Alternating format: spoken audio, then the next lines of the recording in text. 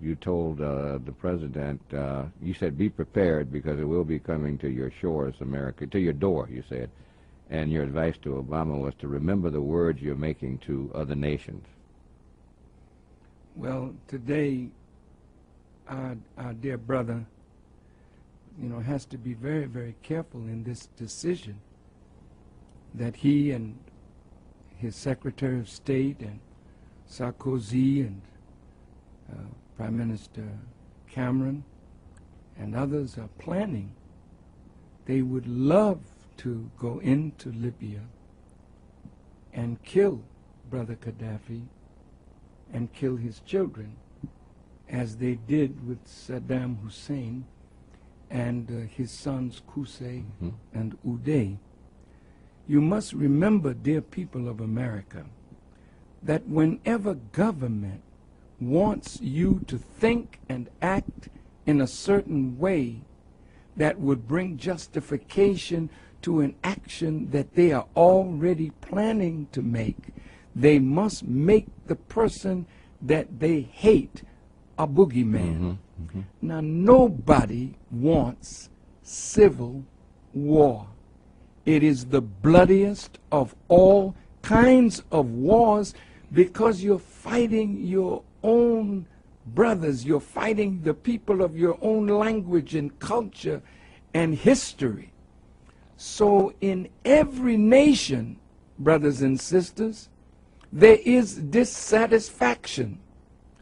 And what the CIA does is go into a country and move among the people that are dissatisfied to stimulate a revolt against a leader that they don't like because they want regime change. I want to be specific.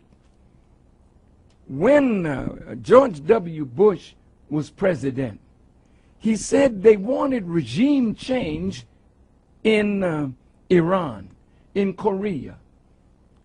Regime change.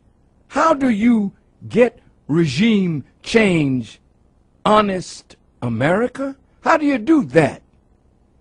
Congress, the Congress of the United States, voted to spend $150 million to replace the government in Iran that America doesn't like. So they send their agents in to work among the, the dissatisfied. So when they had this election and the people in Iran rose up, they have legitimate grievances, all right, but stimulated from the outside. So President Obama didn't want to put his foot into that cage lest somebody say America inspired it, because it was America's policy to destabilize that government. Well, what about Libya?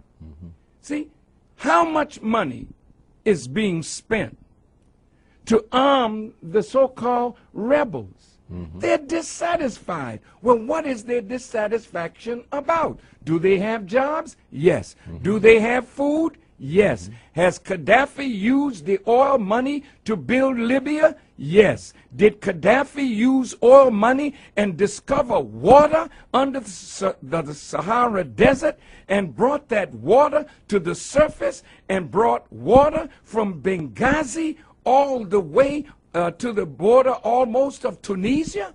Did he impose farming in the desert so that they could feed their own people? Yes. Are there billions of dollars that he's spending building homes, building apartments for his people? Yes. So something is under this.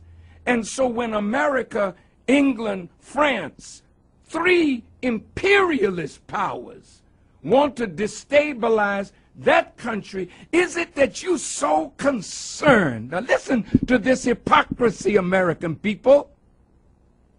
Is it that you're so concerned over the blood that is being shed in Libya when you look the other way when the Israeli Defense Force was bombing the innocent people of Gaza?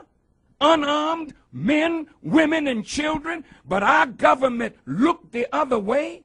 You looked the other way when the Israeli Defense Force went into Lebanon thinking that they were going to have an easy victory.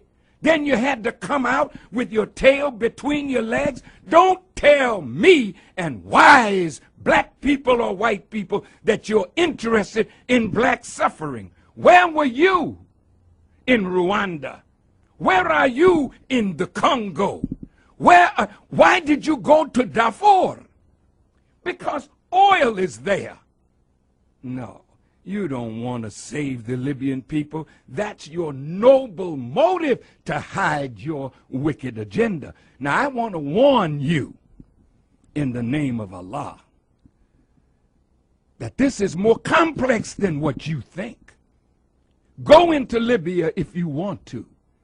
The Libyans do not want foreign occupation on their land. And when you make that kind of move, if you're not careful, you'll unite the Libyan people against you.